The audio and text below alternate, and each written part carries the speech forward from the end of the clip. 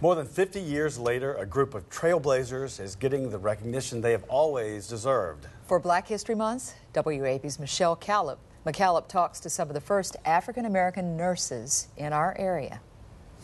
Welcome back, welcome back. It's another appearance for the ladies. I found there were no nursing schools for women of color. A radio interview with Major Reginald Brown. 3 nurses who helped make history. My experience there was, again, everything was segregated.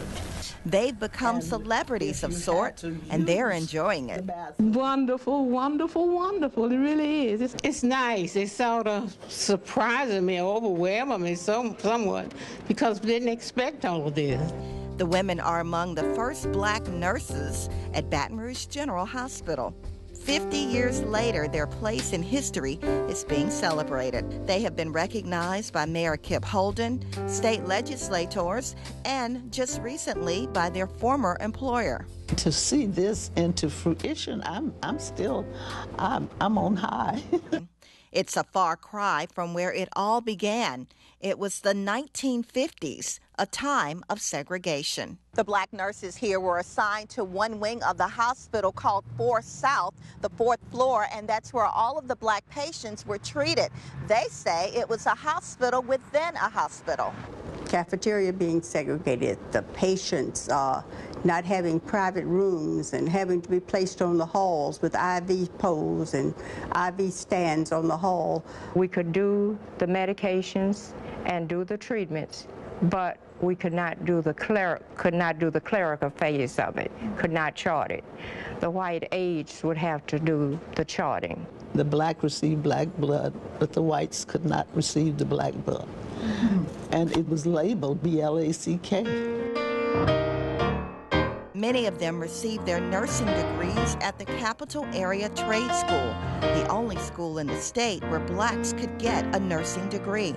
They fondly remember their colleagues, including the first black nursing instructor, Mary Harris, and their mentor and friend, Ida Henderson. But I learned a lot. I made mistakes, but I profited from those mistakes.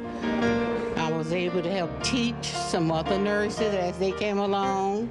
In fact, we helped train some white RN. It was my calling. I love people.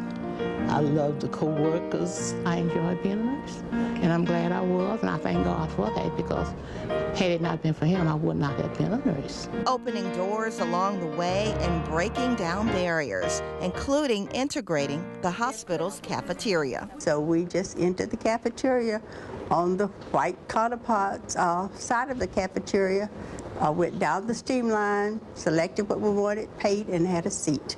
And from that day on, well, I guess it was maybe a week after that, they tore the barrier down between the cafeteria and the black section and the white, and everybody was able to eat together. And they have been together ever since, a bond that can never be broken. Michelle McCallop, WAFB 9 News. Joanne Forbes, a daughter of one of the nurses, is trying to get the White House to honor them as well. It is so important to honor these heroes while they're with us. Fantastic, I know, and great to hear from them. 9 Sports Extra.